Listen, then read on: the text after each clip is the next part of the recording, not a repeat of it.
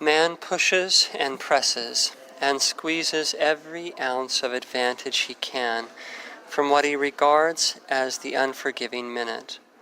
Why? Principally, it's because he fears death. And death cloaks itself in any number of unnamed fears, which propel him onward even when the winds of fate no longer appear to be at his back.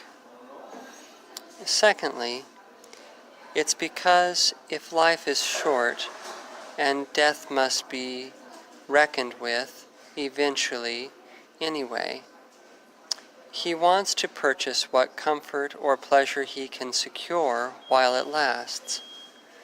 The only problem is that pushing, pressing, and squeezing are painful and quickly propel the ambitious soul toward the grave.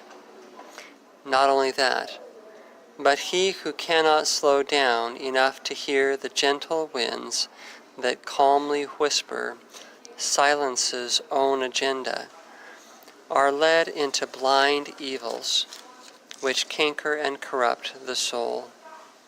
This destruction of the soul's better impulse is tantamount to a second form of death, that death which in fact does not sleep, but lives on past present woes and transcends the death of the body. There has never been one intimation or enlightened thought or divine communication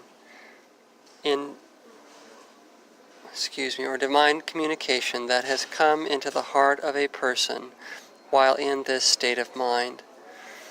On the other hand, if you will slow down and disregard your agenda and listen, there is hope that you might just tune into some thought which you never imagined.